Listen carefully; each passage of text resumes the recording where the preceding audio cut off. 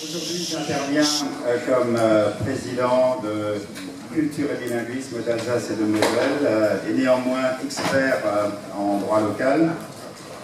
Les organisateurs de cette journée ont pensé que les travaux de cette université d'été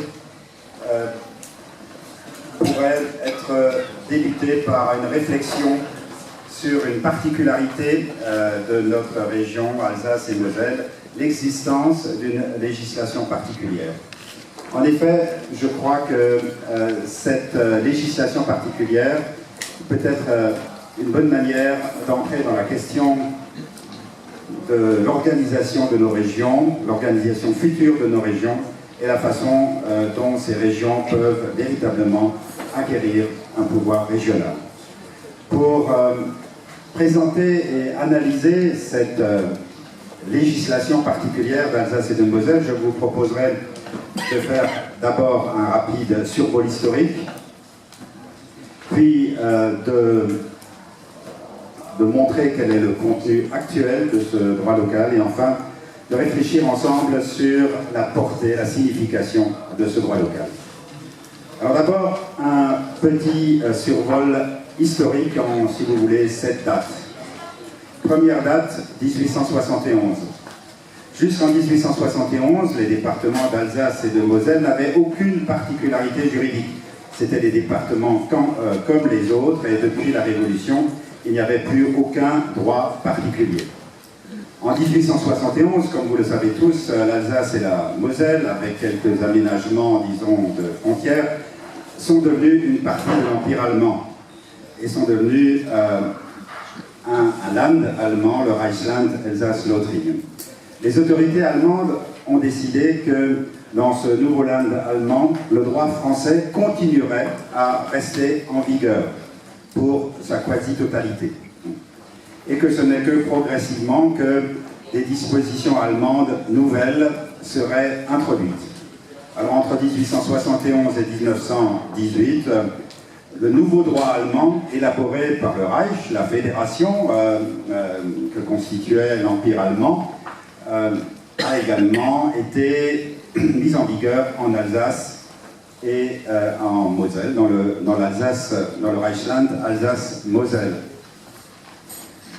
Des grandes lois telles que le Code civil, le Code pénal, le Code de commerce, etc. Parallèlement, l'Alsace-Lorraine étant un land au sein d'une fédération, ce land avait un propre pouvoir législatif qui lui permettait de développer un droit provincial. L'Alsace-Lorraine avait en effet une autorité législative qui s'est exprimée sous la forme d'un parlement régional à partir de 1911, et cette autorité législative a développé son droit propre.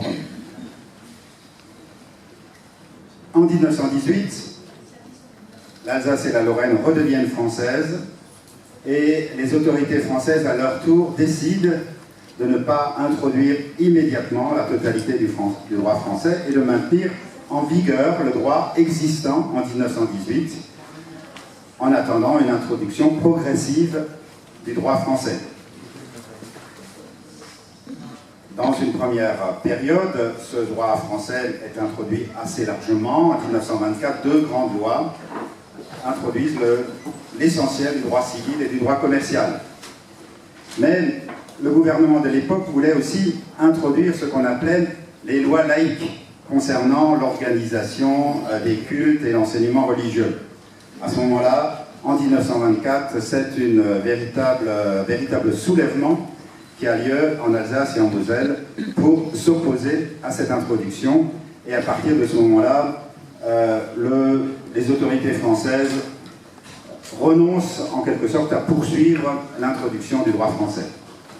1940, l'Alsace est intégrée dans l'Allemagne nazie et les autorités nazies décident de supprimer purement et simplement le droit local. 1944, nous redevenons français et les autorités françaises, dans le cadre du rétablissement de la légalité républicaine, rétablissent aussi le droit local. le droit local renaît ainsi de ses cendres en 1944. Néanmoins, pendant la période, disons 1945-1985, de nombreuses dispositions du droit français nouveau qui s'élaborent durant cette période vont être introduites en Alsace et en Moselle. En 1985, il y a une sorte de prise de conscience qui a lieu à l'occasion de la création de l'Institut droit local. Les Alsaciens et les Mosellans redécouvrent leur droit local, redécouvrent l'importance de ce droit, la nécessité de mieux le défendre, et ceci prend place évidemment dans une ambiance générale de progrès de la régionalisation. Entre 1985 et les années 2010, l'Institut droit local, avec l'appui des autorités nationales comme des élus locaux, va essayer de moderniser le droit local. Puis enfin, dernière date, 2011, c'est la date d'une décision du Conseil constitutionnel qui, à la fois, reconnaît au droit local le caractère d'un principe fondamental reconnu par les lois de la République, mais en même temps confirme son caractère transitoire, son caractère provisoire, et le fait qu'il ne puisse pas se développer. Voilà le survol rapide donc, de l'évolution pendant quasiment 100 ans, plus de 100 ans, 150 ans du droit local alsacien-mosellan. Alors au bout de cette évolution, en quoi consiste aujourd'hui le droit local alsacien-mosellan? On y trouve 4 sortes de dispositions. D'une part, les dispositions d'origine française d'avant 1870 et maintenues en vigueur après 1871. Il s'agit notamment de la législation cultuelle, du droit local, du droit des cultes, le concordat et un certain nombre d'autres dispositions de ce type. Ensuite, le droit local comporte des dispositions de droit fédéral allemand élaborées entre 1871 et 1918. L'Alsace-Moselle ont conservé en partie des dispositions du Code civil, du Code de commerce, du Code pénal, du Code local du Code des professions, qui à l'origine étaient donc du droit fédéral allemand. Troisième composante, les dispositions élaborées par les autorités législatives du Land Alsace-Lorraine entre 1871 et 1918. Donc le droit propre à l'Alsace-Lorraine. Il s'agit notamment de lois telles que la loi sur le cadastre, la chasse, les communes, la législation en matière d'eau, etc. Et enfin, dernière catégorie, des lois françaises, une législation française propre à l'Alsace-Moselle élaborée après 1918, puisque le Parlement français régulièrement a élaboré des lois spécifiquement pour l'Alsace et la Moselle pour adapter et faire évoluer le droit local dans des domaines qui paraissaient devoir bénéficier de cette prise en compte. Par exemple, une loi a réorganisé le livre foncier sous une forme informatique. Voilà les 4 composantes du droit local. Quels sont les principaux domaines concernés par le droit local? Un survol rapide, c'est bien sûr d'abord la législation relative au culte, l'absence d'application de la loi de 1905, des modalités spécifiques de collaboration entre les cultes et les pouvoirs publics, le concordat, les lois organiques, l'existence d'un enseignement religieux. Donc le droit local des cultes est vraiment un des domaines les plus emblématiques du droit local. Ensuite, nous avons le domaine du droit social, dont Antoine Fabien en parlera tout à l'heure, un système spécifique d'assurance maladie complémentaire, des règles de droit du travail, le repos dominical et les jours fériés, certains aspects de l'aide sociale. Troisième aspect, le domaine de l'artisanat, l'existence d'une organisation particulière de la Chambre des métiers, la définition de l'artisanat, l'existence de corporations, quelques aspects particuliers en matière d'apprentissage. Quatrième domaine, ce qu'on pourrait appeler la publicité foncière, l'existence d'un livre foncier, une organisation particulière du cadastre et les différents aspects qui y sont liés. On peut aussi citer le droit des associations, qui est particulier en Alsace-Moselle, un certain nombre de spécificités du droit communal, la chasse, l'existence d'une taxe des riverains, l'organisation du conseil municipal, etc. Et puis un grand nombre d'autres dispositions du droit local, disons disséminées à travers toute la législation. Voilà en quoi consiste, je dirais, la substance, le droit local. Réfléchissons maintenant sur sa signification, sur son importance. Je voudrais d'un côté évoquer, je dirais, les limites de ce droit local et d'autre part montrer quelle est sa portée, sa valeur. Le droit local n'est pas un modèle en lui-même, il comporte un certain nombre de limites, d'insuffisances dont il faut être conscient. Première limite, ce droit local n'est pas un droit local, c'est un droit national d'application territoriale. Ce qui veut dire que les autorités compétentes pour faire évoluer ce droit local, à quelques exceptions près, ce sont les autorités nationales, c'est le Parlement et le gouvernement. Simplement, ce droit local n'est applicable que dans une partie du territoire français, ce qui m'amène à dire souvent qu'il y a deux droits locaux en France, le droit local alsacien-mosellan et le droit local applicable au reste de la France.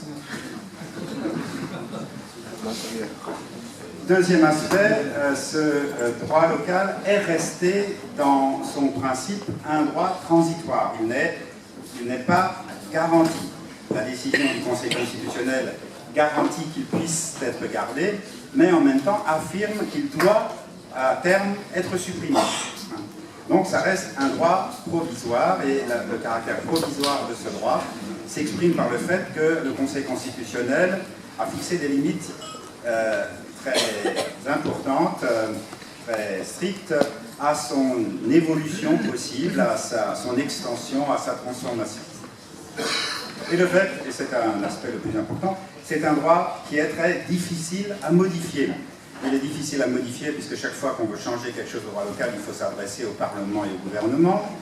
Mais il est aussi difficile à modifier parce que le Conseil constitutionnel a limité les possibilités d'adapter ce droit local. Donc il a tendance à rester figé, à vieillir, et malgré tous les efforts qu'on fait pour l'adapter, c'est un droit qui est relativement immobile. Ce droit local est aussi un droit hétérogène, disparate. Au fond, le droit local, ce sont des îlots de droit local perdus dans un océan de droit général. Et ces différents îlots n'ont généralement pas beaucoup de liens les uns avec les autres. Et au global, ça ne fait pas une très grande masse de législation. À peu près 5% de la législation applicable en Alsace-Moselle est concernée par le droit local. Enfin, il faut voir que ce droit local est pris en compte de manière un peu ambiguë. Ce droit local est en grande partie mythifié. Il est une sorte de mythe local. L'ensemble de la population alsacienne mosellane y est très attachée. Quand on fait des sondages, on voit que 90% de la population souhaite conserver ce droit local, mais en fait, la population alsacienne-mosellane ne connaît pas le droit local. Très souvent, elle n'a pas de compréhension de ce qui est vraiment important ou pas important. Et de même, du côté des élus, des autorités responsables, l'attachement au droit local est plus une incantation qu'une véritable appropriation. Ceci est aussi lié, et là j'entre encore un peu plus loin dans l'analyse du droit local, au fait que ce droit local n'est pas vraiment identifié comme un début d'autonomie locale, de pouvoir local. Au contraire, en fait, dans l'histoire, en 1924, au moment de ces grandes manifestations contre le gouvernement, je dirais, le droit local a été implicitement l'élément d'une transaction. Les autorités françaises ont en quelque sorte implicitement transmis aux populations d'Alsace-Moselle le message: vous n'aurez pas d'autonomie régionale, mais vous pourrez conserver votre local.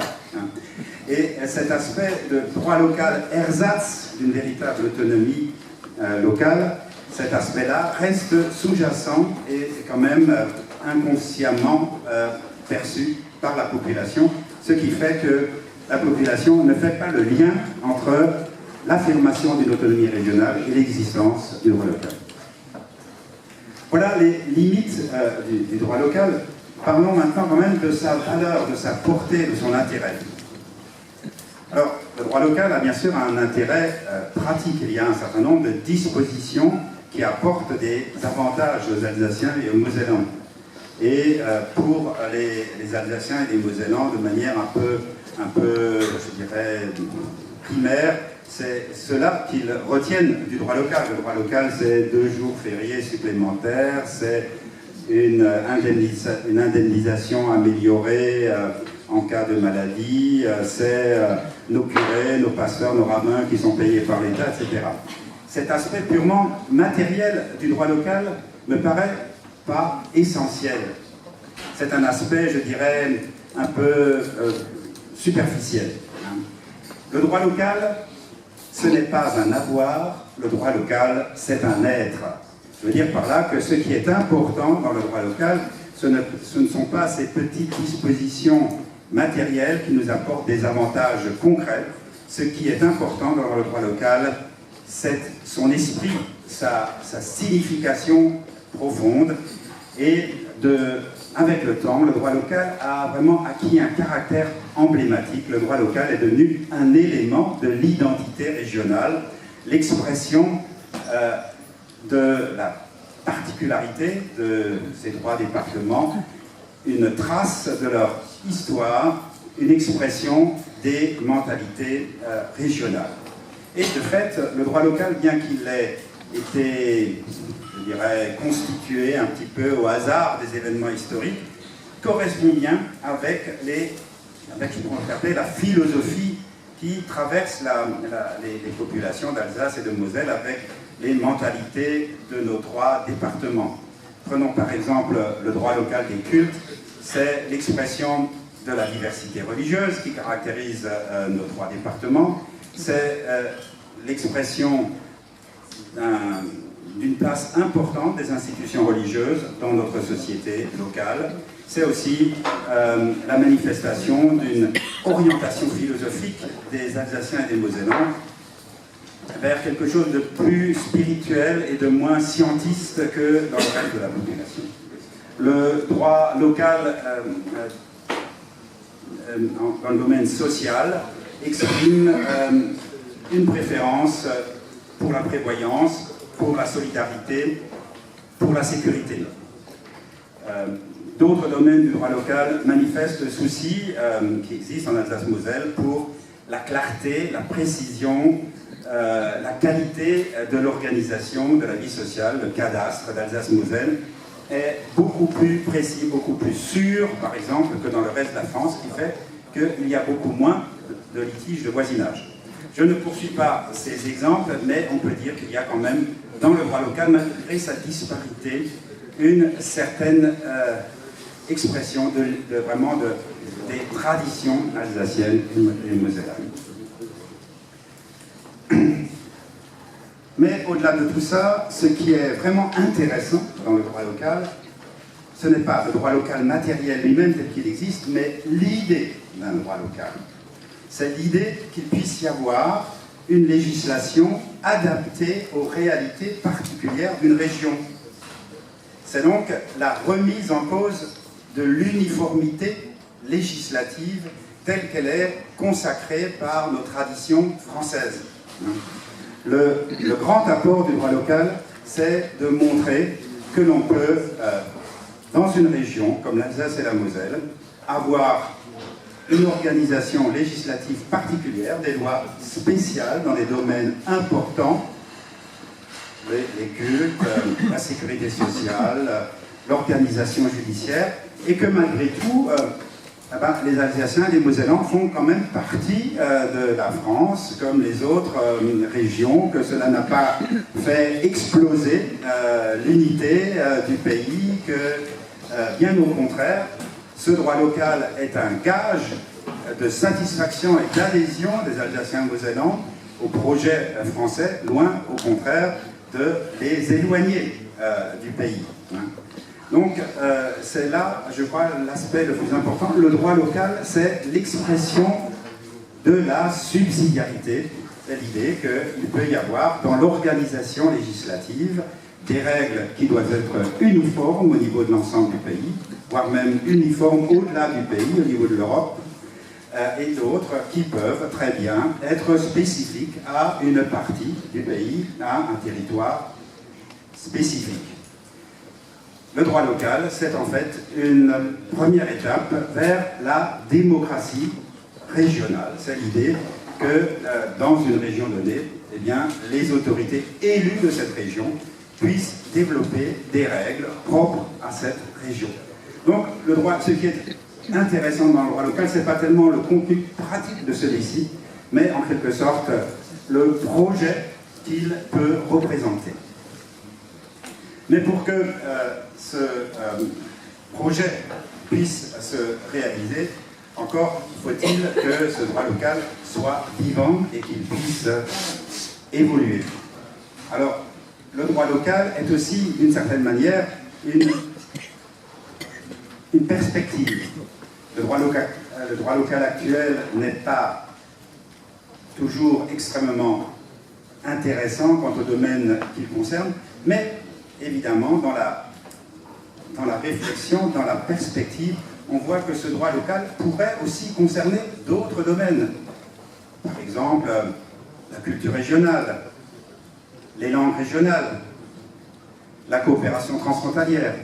Donc, ce qui est véritablement intéressant dans le droit local, ce n'est pas seulement ce qu'il est, mais ce qu'il pourrait être dans le cadre d'une évolution des institutions. Pour finir, alors, quel est l'avenir du droit local? Eh bien, il y a deux scénarios possibles.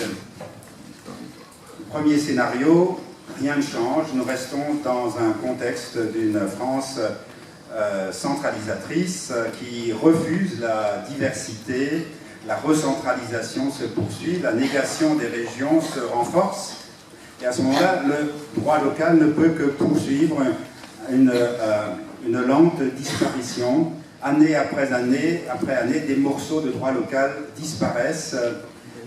Il s'appauvrit en permanence. Par exemple, il y a un décret qui vient de sortir il y a quelques jours au journal officiel qui fait disparaître le droit local des bibliothèques.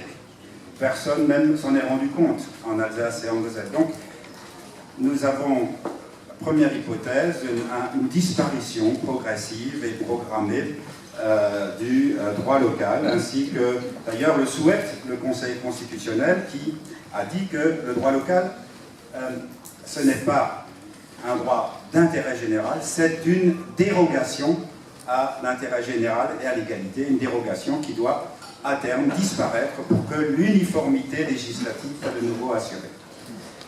Deuxième hypothèse, nous arrivons à faire évoluer nos institutions vers une plus grande régionalisation et, disons-le carrément, vers une fédéralisation de notre pays. Cette fédéralisation paraît encore impossible à imaginer à beaucoup de responsables, mais elle existe déjà. Il suffit de regarder ce qui se passe dans les territoires, dans les régions d'outre-mer, où cette fédéralisation a déjà eu lieu. La France est déjà un État fédéral au regard des régions d'outre-mer. Ces régions d'outre-mer ont, pour partie d'entre elles, la Polynésie, la Nouvelle-Calédonie, etc., la possibilité d'élaborer des lois de pays. Alors, pourquoi cela ne serait pas possible pour les régions restent éloignées, mais ce ne serait pas si difficile à organiser. Petite modification constitutionnelle suffirait. Nos amis corses ont déjà demandé, d'ailleurs, l'inscription des spécificités corses dans la Constitution. À nous de demander aussi l'inscription des spécificités alsaciennes et moselanes dans la Constitution. Et nous ferons ainsi évoluer nos institutions françaises vers un système où la diversité législative sera vraiment reconnue. Qu'est-ce que cela signifierait pour nous en Alsace-Moselle? Eh bien, ce serait la transformation du droit local en un droit régional, si vous voulez. La transformation de ce droit local en droit régional, ça prendrait la forme d'abord de ce qu'on pourrait appeler le rapatriement du droit local. Au lieu d'être géré par le Parlement et par le gouvernement, il serait géré par des institutions régionales, un conseil régional, un gouvernement régional. Et ensuite, un redéploiement. Le droit local, au lieu d'être seulement appliqué à des domaines qui résultent d'une évolution historique, eh bien, pourrait s'étendre vraiment aux sujets qui nous intéressent, plus particulièrement la promotion de la langue régionale, la promotion de la culture régionale, les relations transfrontalières, etc. Ces perspectives-là ne sont pas tellement, je dirais, éloignées. C'est maintenant, je dirais, à nous de faire en sorte qu'une prise de conscience se fasse dans notre région, que le droit local est une composante du pouvoir régional. Je vous remercie.